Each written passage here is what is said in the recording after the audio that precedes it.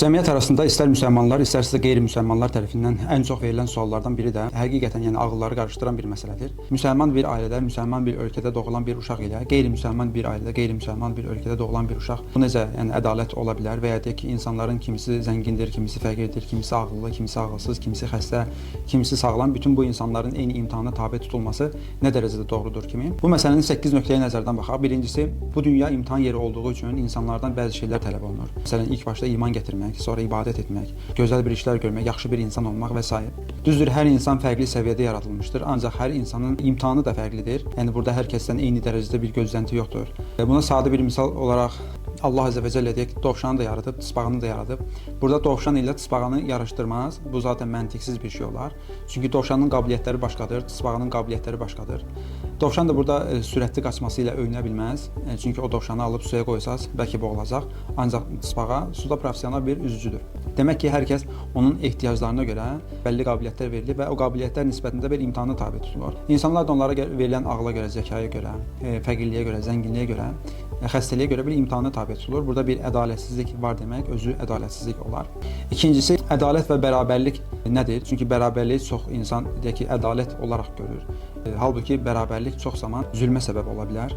Ədalət nədir? Haqq edənə haqqını vermək. Bərabər isə hər kəsə bərabər vermək. Məsələn, deyək ki, sinifdə ikili şagird var, üçlü şagird var, beşli şagird var. Burada müəllim hər kəs bərabər olsun deyə hər kəsə 3 versə, əslində orada bir ədalətsizlik olar. Orada olması gerəkən şey 2 alana 2 vermək, 3 alana 3 vermək, 5 alana da 5 verməkdir. Eynən bunun kimi də Allah Azze və Cəllə haqq edənə haqqını verir. Yəni, belə deyək, Amerikada doğulan bir uşaq deyək ki, inançsız yaşadı, inançsız öldü. O uşağın həyat hekayəsini biz geriyə çəkib gətirib bir müsəlman ailədə qoysaq, o yenə də inançsız olaraq gedəcək.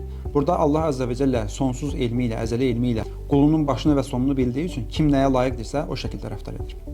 Üçüncüsü, Peyğəmbər Əfəndimiz sallallahu aleyhi və səlləm buyurur ki, hər bir doğulan uşaq fitrət üzrə doğular. Bundan sonra onun ana atası Yahudidirsə onu Yahudi edər, Xristiandırsa onu Xristian edər, Məcusidirsə onu Məcusi edər. Bu hədisin elmi araşdırması da var. Oxford Universitetində Jason Barrett adında professor 57 akademik ilə dünyanın 20 ölkəsinə səyahət edir və uşaqlar üzərində təcrübə aparır. Körpələrin anadan gəlmə tək bir yaradıcıya inancının olduğunu kəşf edir. Bir də belə bir şey var. Məsələn, deyək ki, insana sadəcə xaricdən yəni xəbərdarlıq olunmur, yəni daxildən də yəni insana xəbərdarlıq olunur. Məsələn, müsəlman ailədə doğulan bir uşaq 75%-də ki, xaricdən ona xəbərdarlıqlar gəlirsə, yəni bildirişlər gəlirsə, 25%-də daxildən ona gəlir, yəni ilham yolu ilə ona xəbərdarlıq olunur.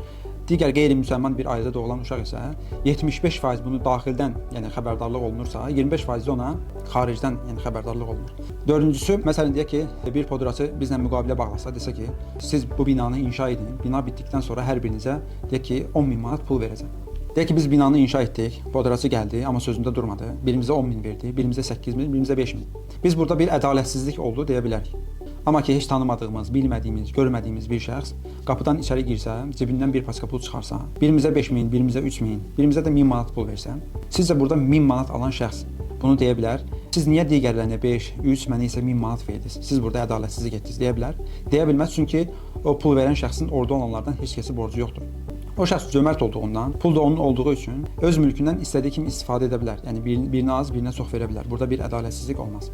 Eynən bunun kimi də Allah Azze və Cəllənin heç bir məxluqatı borcu yoxdur. Yəni bizi yoxluq qaranlığından çıxarır, bizi daş etmədi, torpaq etmədi, bitki etmədi, deyək ki, heyvan etmədi. Bizi üstün varlıqlardan olaraq insan olaraq yaratdı və mülkün sahibi o olduğu üçün də öz mülkündə istədiyi kimi təsərrüf edə bilər. Yəni birinə az, birinə çox verə bilər. Burada bir ədalətsizlik olmaz. Bir də belə bir şey düşünün, deyək ki, Allah Azze və Cəllə bizdən soruşsa ki, ey qulum, bugünə kimi sənə verdiyim nə varsa, mənə geri qaytar. Geridə qalan da sənin olsun desə. Sizcə geridə nə qalar? Malımız, canımız, övladlarımız, sevdiklərimiz, ruhumuz, yəni bütün əzalarımız belə Allah Azze və Cəllə tərəfindən verilmədi. Demək ki, bizim burada haqq tələb etməyimiz üçün bir haqqımız yoxdur. Beşincisi, bu məsələ avantaj və ya dezavantaj olaraq görülür. Yəni müsəlman bir ailədə doğulan bir uşaq avantaj olaraq, yəni müsbət cəhət olaraq görülür. Qeyri-müsəlman bir ailədə doğulan uşaq isə dezavantaj olaraq görülür. Bu müqayisə də əslində yanlışdır. Biz ətrafımıza baxdığımızda, sosial şəbəkəyə baxdığımızda bunun bu şəkildə olmadığını görürük zaten. Hətta Quran-ı Kərimə baxdığımızda belə Allah Azze və Cəllə bizə Nuh əleyhissalamın, Nuh peyğəmbərin yəni qissəsini bizə izah edərkən orada Nuh əleyhissalamın oğlunun iman gətirmədiyini bildirir. Yəni Nuh əleyhissalamın yanında oğlu yaşayır bir ömür boyu. Atası peyğəmbərdir, amma oğlu iman gətirmir. Və ya da ki, Lut əleyhissalamın yoldaşı, yəni arvadı iman gətirmədən gedir. Və ya peyğəmbərimiz sallallahu əleyhi və səlləm yanında öz əmisi yaşayır, amma imansız gelir. Və ya bunun əksi olaraq İbrahim əleyhissalam bütlərə sitayiş olunan bir toplumda dünyaya göz açır. Atası da hətta büt düzəldən olur. Amma baxırsınız ki, hələ uşaq yaşlarında onların bütlərini inkar edir, Allaha yönəlir, onlara tabe olmur. Və ya deyək ki, Musa əleyhissalam Firon kimi, bir şəxsin yanında, özünü ilah elan edən bir şəxsin yanında onun himayəsi altında böyüyür. Amma buna baxmayaraq bir peyğəmbər olur və ya deyək ki, Fironun yoldaşı Asiya iman gətirərək gedir. Bunun kimi nümunələr çoxdur.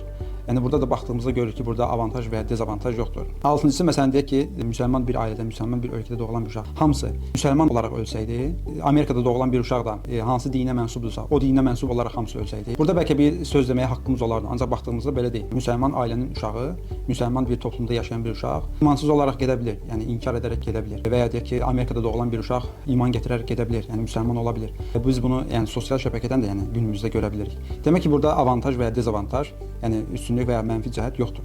Yeddincisi, Peyğəmbər Əfəndimiz sallallahu aleyhi və səlləm bir gün öz sahabələrinə xitabən buyurur ki, siz əmr olunanlardan onda birini tərk etsəz, həlak olacaqsınız. Amma vaxt gələcək, zaman gələcək ki, onda birini edib qurtulan olacaq.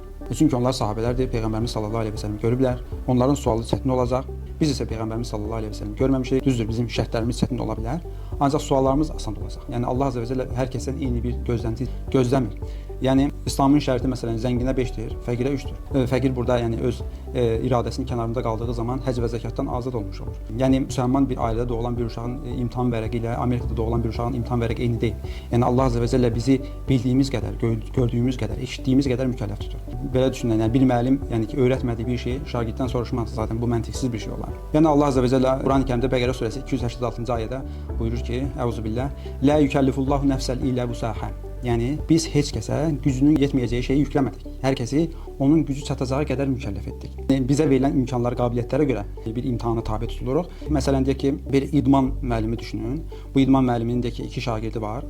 Biri fiziki cəhətdən çox güclüdür, digəri isə fiziki cəhətdən zəifdir. Məsələn, o müəllim yarışda o fiziki cəhətdən güclü olan idmançıdan 100 kiloqram qaldırmaq gözləyirsə, digərindən isə 50 kiloqram qaldırmaq gözləyir. Burada 100 kiloqram qaldıra bilən 90 qaldırarsa o işin haqqını verməmiş olur. 50 qaldıran da 40 qaldırarsa o da o işin haqqını verməmiş olur. Deməyim nədir? Burada 50 qaldıra biləndən 60 istənilmir və ya deyək ki, 100 qaldıra biləndən 110 istənilmir. Hər kəsin onu gücü çatacağı qədər, qabiliyyətləri dərəcəsində bir imtahana tabe tutulur. Allah azə və cəllə bizi gördüyümüz qədər, bildiyimiz qədər, eşitdiyimiz qədər, hansı coğrafiyada yaşadığımız qədər, bizə hansı məlumatlar çatıb, çatmayıb, ona görə bizi mükəlləf tutur. Yenə İsra surəsi 15-ci ayədə Allah azə və cəllə buyurur ki, artıq kim doğru yolu seçərsə öz yaxşılığı üçün seçmiş olar, kim doğru yoldan saparsa da, azarsa da öz zərərinə sapmış olar. Heç kimsə başqasının günah yükünü daşımaz. Peyğəmbər göndərmədiyimiz bir topluma əzab vermərik. Peyğəmbər göndərmədiyimiz bir topluma əzab vermərik ayəsi də başqa bir mövzudur. Onu da inşallah başqa bir videoda tam mənada izah edərəm. Yeddincisi, dünya bir səhnə kimidir. Bunu William Shakespeare deyir. Bu William Shakespeare'in təsviridir. Deyir, bu dünya bir səhnə kimidir. Allah azə və cəllə bu dünyada hər kəsə bir rol verib. Məsələn, Hollywood filmlərində baxırsınız, orada məsələn çox gözəl bir aktyor, adətən pərişan, küçələrdə gəzən, yoxsul bir insanı canlandırır. O rolunu o qədər gözəl, o qədər mükəmməl oynayır ki, axırda filmin sonunda Oscar mükafatı alır. Ancaq digər bir aktyor isə ona kral rolu verilir. Səltənət içində yaşayır, zənginlik içində yaşayır. Ancaq o rolunu o qədər çirkin, o qədər pis oynayır ki, filmin sonunda da heç bir mükafat ala bilmir. Eynən bunun kimi də Allah azə və cəllə bizə, hər birimizə bir rol verib. Bu rola görə də bizdən bir performans gözləyir ki, qabiliyyətlərimiz səviyyəsində bizdən bir gözləntisi var. Ki, biz də bu gözləntiyə uyğun olaraq səy göstərib o imtahanı keçməyə özümüzü məcbur etməliyik. Elhamdülillahi Rabbil alemin.